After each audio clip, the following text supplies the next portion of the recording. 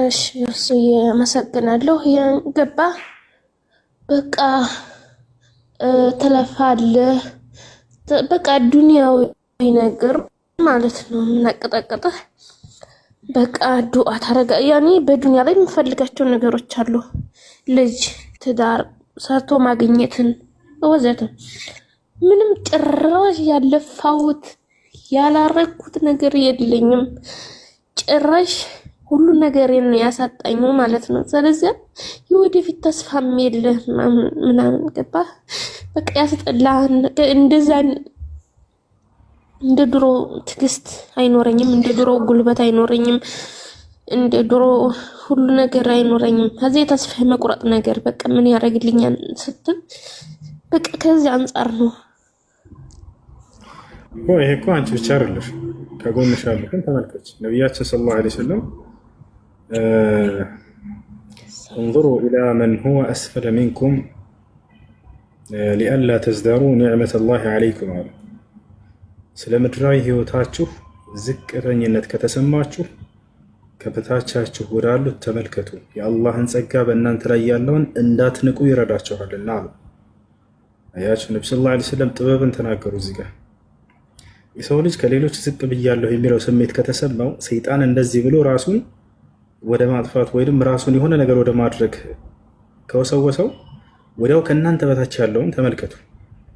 ለዚህ ለካ የለው ምን ጋ ያለው ብዙ ነገር አለኝ ብሎ ሰውየው በራሱ እንዲደሰት ያደርገዋል። ይሄ ነገር አያችሁ፣ ከበላያችሁ ያሉትን አትመልከቱ። በምድራዊ ጉዳይ ላይ ከበላያችሁ ያሉትን የምትመለከቱት እነማንን ነው?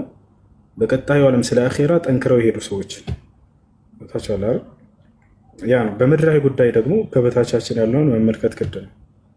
አንድ ልጅ ቤቱ ውስጥ አባቱ ጋር ተጨቃጨቀ። አባዬ ጫማ ግዛልኝ፣ እኔ ከሌሎቹ ዝቅ ያልኩኝ ነኝ ብሎ አለቀሰ። አባቱ የለውም ነበር። ልጅ የለኝም፣ ምንም ማድረግ አልችልም። በአባቱ ላይ ተበሳጭቶ ይሄ ልጅ ባዶ እግሩን ወደ ውጭ ሲወጣ ሌላኛው ሕፃን ልጅ እግሩ ተቆርጦ በአንደኛው እግሩ እያነከሰ ሲሄድ አየ። ለካ እኔ ጫማ ላለሁኝ እግር የሌለውም አለ ማለት ነው ብሎ ወደ አባቱ ጋር ተመልሶ አባቱን አመሰገነ፣ አላህን አመሰገነ። ታቻ የጤና ልክ ማወቅ ከፈለጋችሁ ሆስፒታል ሄዱና ጎብኙ። እንደው ሌላ ገንዘብ የለኝም ይሄን ገንዘብ ትተዋለህ፣ እዛን ትረሳዋለህ። ለካ ሙሉ ጤና አለኝ ብለህ አላህ እንድታመሰግን ያደርጋል። እሺ ይሄ የሆነ ነገር የለኝም አትበል። አለ ብዙ ነገር አለ። ሙስሊም መሆን ትልቁ ጸጋ ነው እዚህ ዓለም ላይ ታቻለ አይደል? አንድ ጌታህን እያመለክ ነው፣ የነብያትን አምላክ ጌታህ እያመለክ ነው። ከዚህ በለጠ ጸጋ አለ? ባጠገብህ ሰዎች ሌላ ባዕድ አምልኮ ላይ ሳሉ አንተ ለዚህ ከተመረጥክ ወላሂ ትልቅ ጸጋ ላይ ናቸው። ነቢዩላህ ዩሱፍ ታውቁታላችሁ፣ በጣም መከራ ደርሶበታል። ወንድሞቹ ለማሳደድ ሊገሉት አሴሩበት፣ ጉድጓድ ውስጥ ጣሉት፣ ከዚህ ተረፈ። ባሪያ ተደርጎ ተሸጠ በግብፅ ላይ፣ ከዚህ ተረፈ። መጨረሻው እንደገና ንጉሱ ቤት እየኖረ እያለ ዝሙት ሰርቶብኛል ብላ አሳሰረችው፣ ተገረፈ። እዛ እስር ቤት ውስጥ ይሄ ሁሉ መከራ ደርሰውበት እስር ቤት ተወረወረ። እዚያ ሆኖ አላህ በእኔ ላይ በማንም ላይ ያልዋለውን ጸጋ የዋለልኝ ሰው ነኝ እያለ ኢስላምን ስለዋለለት እርሱን ማወቅን ስለዋለለት በጣም ያመሰግን ነበር፣ በጣም ያመሰግን ነበር እንጂ አሁን እኛ በእርሱ ቤት ብንሆን ብዙ ነገር ተነጥቀናል። በቃ ያንን እያስታወስን እንደው እንደዚህ ሁኚ እንደዛ ያሉም ነብያቶች የአላህን በእርሳቸው ላይ የዋለው ትልቁ ጸጋ ኢስላም የሚባል ነገር አለ። ሱራ ዩሱፍ ላይ ይህን ይናገራል። ኢኒ ተረክቱ ሚለተ ቀውሚን ላ ዩእሚኑነ ቢላህ አለ። ለእስር ቤቶቹ ሰዎች ሲነግራቸው እናንተ የእስር ቤት ጓደኞቼ ሆይ እኔ በአላህ የማያምኑ ሰዎችን መንገድ ትቻለሁኝ አለ ዩሱፍ። ወሁም ቢልአኺረቲ ሁም ካፊሩን፣ እነርሱ በቀጣዩ ዓለም ከሞት በኋላ መነሳትና ወደ ገነት ወደ ገሃነም መግባት የሚለውን የካዱ ሰዎችን መንገድ ትቻለሁኝ አለ። ታዲያስ ወተበዕቱ ሚለተ አባኢ ኢብራሂም ወኢስሐቅ ወያዕቁብ፣ እኔስ የአባቶቼን መንገድ ተከትያለሁኝ የአብርሃምን የኢስሐቅን የያዕቆብን መንገድ አለ ዮሴፍ። ዛሊከ ሚን ፈድሊላሂ ዐለይና፣ ይህ አላህ በእኛ ላይ የዋለልን ጸጋ ነው። ወዐለ ናስ፣ በበርካታ ሰዎችም ላይ ይህን ጸጋ ውሎላቸዋል። ያን አንድ አምላክ ማምለክ ትልቁ ጸጋ አለኝ እያለ ነው። ይህ ሰው ብዙ መከራ ደርሶበታል። ይሄ ነቢይ በርካታ መሰናክሎችን አልፏል። ያን ሁሉ ረሳውና ግን ሁሉንም ባጣ ግን እርሱን ማወቅን ሰጥቶኛል፣ አምላኬን አውቃለሁኝ። እርሱን በብቸኝነት እገዛለሁ፣ ከባዕድ አምልኮ እንድርቅ አድርጎኛል። ይሄ ለእኔ ትልቁ ጸጋ ነው አለ። ምንም ነገር እጣ እዚህ ዓለም ላይ ምንም ነገር አይኖርህ፣ ኢስላም እስካለ ድረስ ወላሂ አንተ የትልቁ ጸጋ ባለቤት ነህ። የትልቁ ጸጋ ባለቤት፣ ሁሉም ነገር እንዳለ አስብ። ኢስላም ከሌለ ለምን የዓለም ጸጋ አይኖርህም? ምንም ነገር እንደሌለ አስብ። የዚህ ዓለም ጸጋ ጠፊ ነውና፣ ኢስላም ግን የዘላለማዊ ሀገር የሆነችዋን ጀነት እንድትወርስ የሚያደርግህ ትልቁ ጸጋ በእጅህ ላይ አለ። ይዛቻል አላህ ስብሐነሁ ወተዓላ ቀድ አፍለሐል ሙእሚኑን አለ። አማኞች በእርግጥም ዳኑ ብሎ 4 ነጥብ አደረገ። አማኝ ነህ አይደለ? አላህ ስብሐነሁ ወተዓላን ታመልካለህ። ነቢያት ያመልኩ የነበረውን አምላክ ታመልካለህ። አንተ ሁሉም ነገር አለ። የፈለገ ነገር ድህነት ቢሰማችሁ ምንም ነገር ቢሰማችሁ ግን እኮ ኢስላም አለኝ ብላችሁ በኢስላም ተጽናኑ። ትልቁ መጽናኛሽ ኢስላም ነው። ዛሊከ ሚን ፈድሊላሂ ዐለይና ወዐለ ናስ አለ ዩሱፍ። ለሰዎችም ይሄን አላህ በርካታ ሰዎችም ይሄን ኢስላምን ጸጋ ወዶላቸዋል አለ። ወላኪነ አክሰረ ናስ ላ የሽኩሩን አለ። በደንብ አስተውሉት ይሄን ነገር ግን አብዛኛው ሰዎች ይሄን የተሰጣቸውን ጸጋ አያመሰግኑም አላህን በዚህ ምክንያት አለ። ኢስላምን ስለሰጠኸኝ አመሰግንሃለሁ እያልክ አምላክን አላህ ልታመሰግነው ይገባል። ምንም ጸጋ ባይኖርህም ትልቁ ጸጋ አለህ አንተ። ወዐለ ናስ ወላኪነ አክሰረ ናስ ላ የሽኩሩን። አያችሁ ይሄ ለእኔ አላህ ትልቁ ያለልኝ ትሩፋት ነው፣ ትልቁ ጸጋው ነው እያለ ይናገራሉ። ነቢዩላህ ሱለይማንን እንውሰድ። ብልቂስ የምትባለዋን የየመኒቷን ንግስት ነይ ወደ ሀገሬ ታዛዥ ሆነሽ ሙስሊም ሆነሽ ባላት ጊዜ አይ በቃ ምንም እንዳያደርገኝ በስጦታ ልሸንግለው አለች። ወርቅ ብር ምናምን ያለ የሌለ ስጦታ ሰብስባ ላከችለት። ሙስና በዛው እንዲተዋት ማለት ነው። ከዚያ በኋላ ልክ እንደመጣለት ሱለይማን ምን እንዳለ ታውቃላችሁ? ንግስና አለው፣ ሀብት አለው፣ ሁሉ ነገር ያለው ነብይ ነው። አላህ ስብሐነሁ ወተዓላ እንደርሱ አይነትን ንጉስ አላደረገም በምድር ላይ ወደፊትም አያደርግም። ይህን ቃል ገብቷል። ሱለይማን ዓለይሂ ሰላም አላህ ስብሐነሁ ወተዓላ ለመነ። በሱራ ሳድ ላይ ምን ብሎ ለመነ?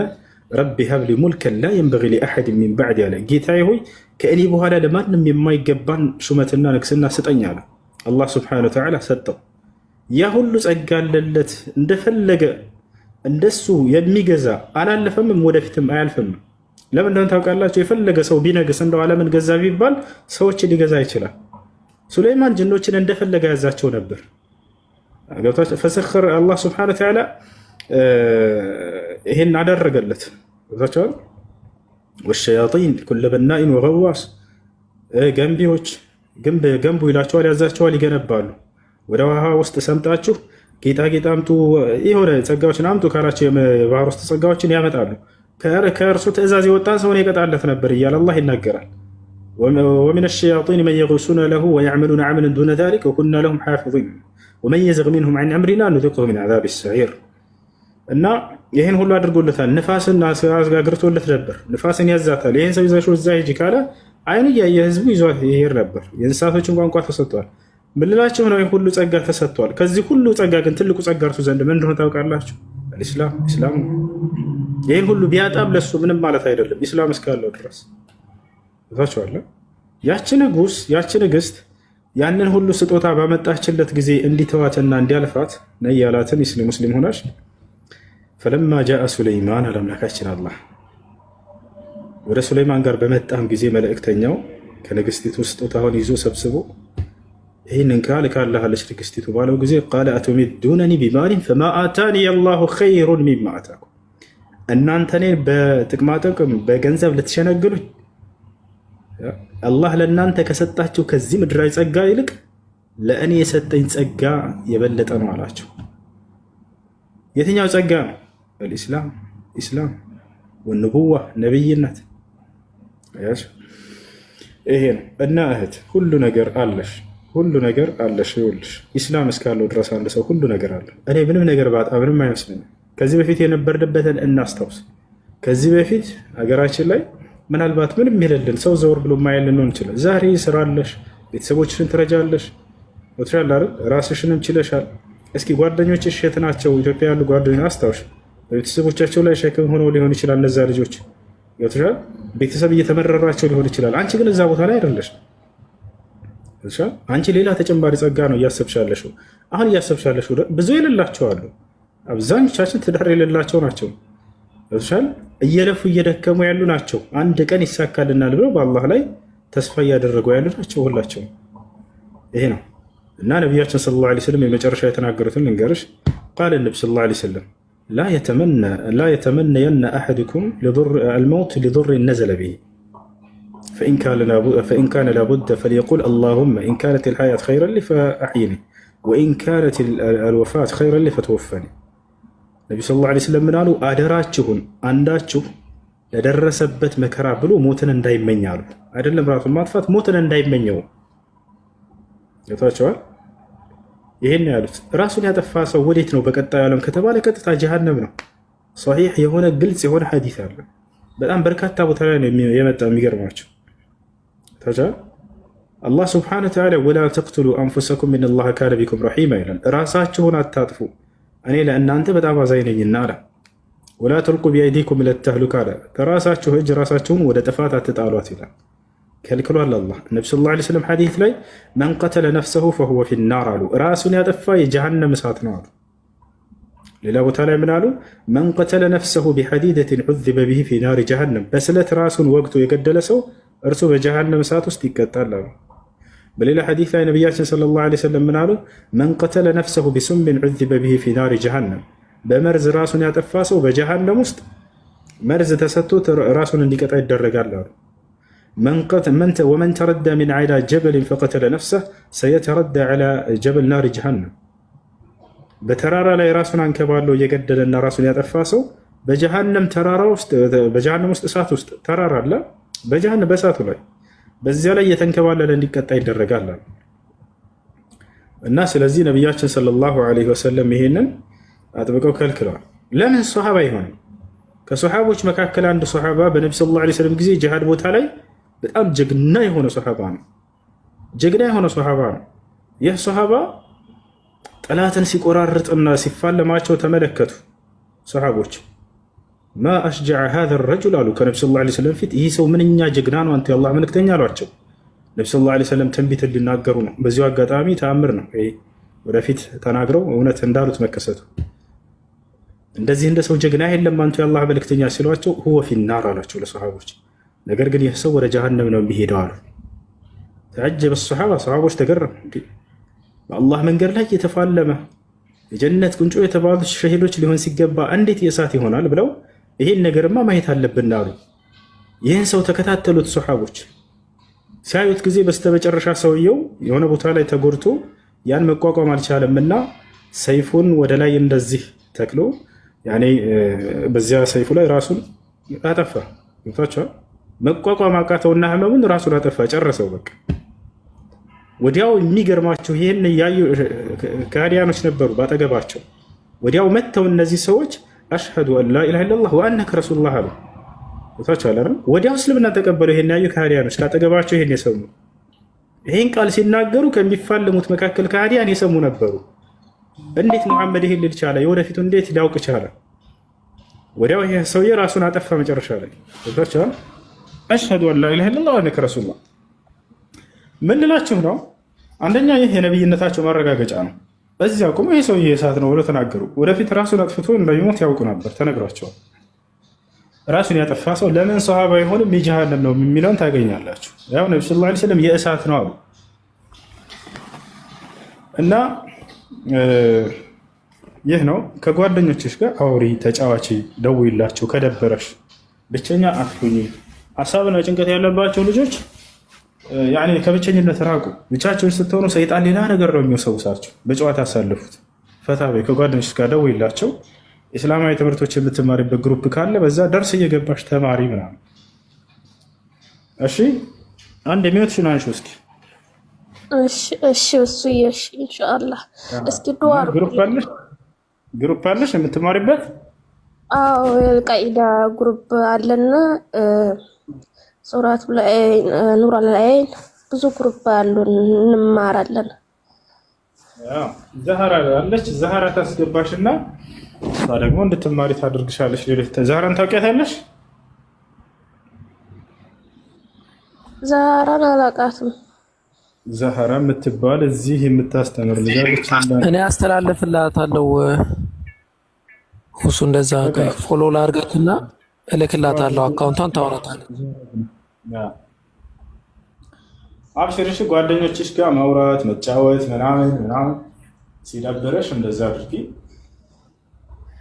ያልፋል። የማያልፈለም አሁን እዚህ ስላልተናገርን እንጂ ሁላችንም የግል ችግር አለን። ገብተሻል? ችግር የሌለ የለም። ግን ያንን በትዕግስት የሚያሳልፈው ሶብር ያደረገ ሰው ምን ያገኛል ደግሞ ከተባለ በዚሁ ተቃራኒ ሳልነግርሽ ሶብር ያደረገ ሰው ምንዳው ጀነት ነው። መከራ ደርሶበት የተመኘው ነገር ሳይሆንለት ቀርቶ የታገሰ በአላህ ላይ ሶብር ያደረገ አጅሩ ጀነት ነው። አላህ በቁርአን ላይ ኢነማ ዩወፋ ሳቢሩነ አጅረሁም ቢገይሪ ሒሳብ ይላል። ታጋሾች ምንዳቸውን ያለምንም ገደብ ነው የሚመነዱት ብሏል። ጀነት አልፊርደውስን ይሰጣቸዋል። አላህ በቁርአን ላይ ምን አለ? ወበሽር ሳቢሪን አለ አለዚነ ኢዛ አሳበትሁም ሙሲበቱን ቃሉ ኢና ሊላህ ወኢና ኢለይሂ ራጂዑን ይላል። ሙሐመድ ሆይ እነዚያን ታጋሾችን አብስራቸው አለ እና በጀነት ተብስረዋል። ስለዚህ ትዕግስት ካደረገሽ ነገ መልቂያማ ጀነትን ታገኛለሽ። ይህ ነው ኢንሻአላህ። እኔ የሚገርመኝ ግን የሰዎች ራሳቸውን ለማጥፋት ብለው የሚሉት ይሄ ነፍስ እኮ ሆስፒታል ውስጥ ብዙዎች ራሳቸውን ለማዳን የሚጥሩበት እኮ ነው። አሁን አንቺ በቀላሉ አጠፋዋለሁ የምትይው ይሄ ነፍስ ሆስፒታል ውስጥ በጣም ብዙ ሰዎች ሰልፍ እየጠበቁ ነው፣ የልብ ህመምተኛ ሆነው ይህንን ነፍስ ለማዳን። ብዙዎች አይናቸውን አጥተው አይናቸውን ማግኘትን ምን ያህል ይመኛሉ። አንቺ ሁለት አይነሽን አጥተሽ ሁለት አይነሽን እጪና ከዛ በኋላ ይሄ ካለሽበት ችግር አሁን ካለሽበት ችግር ትወጫለሽ ብትባይ አታደርጊው። ሰዎች ሁለት አይናቸውን አጥተው በዛ ላይ እየሰበሩ ነው። አይናቸውን ለመሰራት በጣም ብዙ ወረፋ ላይ ናቸው። ዳያሊሲስ ኩላሊት ዳያሊሲስ ላይ ናቸው። እኔ በጣም ነው የሚገርመኝ ሰዎች እንዲህ በቀላሉ እናጠፋለን የሚሉት። እስኪ ሆስፒታል አካባቢ ሂዱ፣ ሆስፒታል አካባቢ ሂዱና ሰዎች ለመኖር ምን ያህል እንደሚጣጣሩ ተመልከቱ። ሐቂቃ እንዲህ እንደቀላል ልናጠፋ የምናስበው ህይወት እኮ በጣም ሰዎች ጋር ውድ ለመዳን በጣም የሚፍጨረጨሩበት ህይወት እኮ ነች፣ ነፍስ ነች። እና በጣም ነው የሚገርመኝ።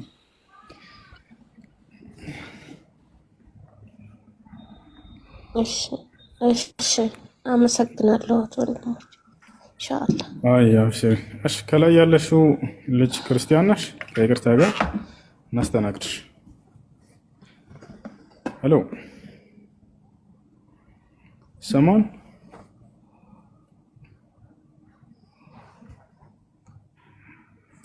ካታጎሪ ነው የሚለው